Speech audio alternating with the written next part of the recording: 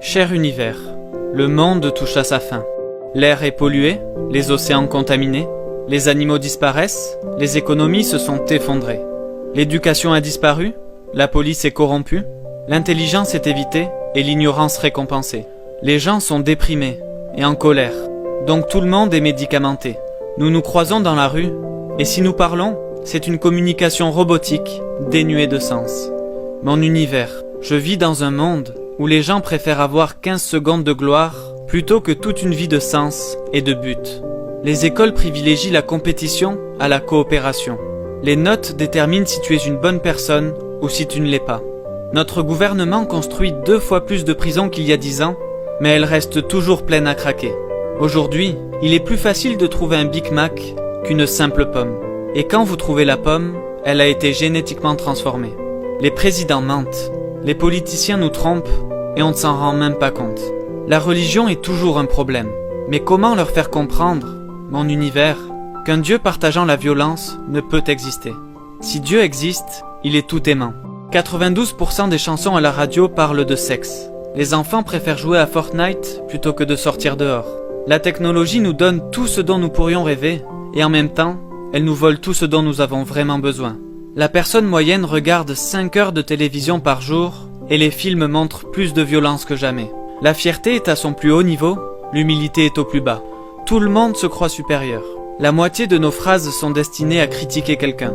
Il ne reste plus beaucoup d'êtres humains, toutes les choses humaines ont disparu.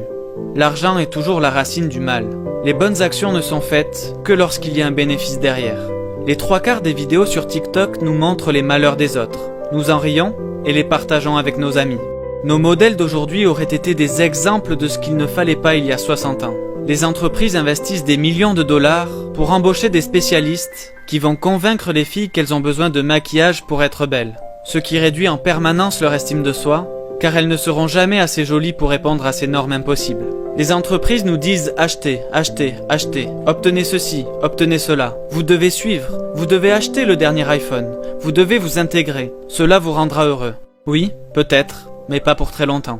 Alors mon univers, que pouvons-nous faire face à toute cette folie? Je pense que nous pouvons aimer, cette force que tu nous as donnée et auquel tu tiens tant. Et ne t'inquiète pas, je ne parle pas de l'amour que nous entendons dans notre chanson préférée. Je parle du vrai amour, l'amour pur de tout ce qui nous entoure, l'amour sans bornes, sans limite. Aimer du moment où nous nous réveillons jusqu'au moment où nous nous couchons. Mais comment convaincre les gens d'aimer? Peut-être devons-nous faire des actes de gentillesse, parce que c'est contagieux? Peut-être devons-nous montrer un peu plus de compassion que d'habitude? Je pense aussi que nous pouvons pardonner, parce que dans 30 ans, est-ce que cette rancune envers notre ami, notre mère, notre père, en vaudra vraiment la peine? Certains ne reconnaissent plus leurs frères, leurs sœurs, quand ils font preuve de colère, de haine, de cruauté. Mais une fois que nous aimons vraiment, nous rencontrons la colère avec sympathie, la haine avec compassion, la cruauté avec gentillesse, car nous comprenons enfin que l'amour est l'arme la plus puissante sur Terre.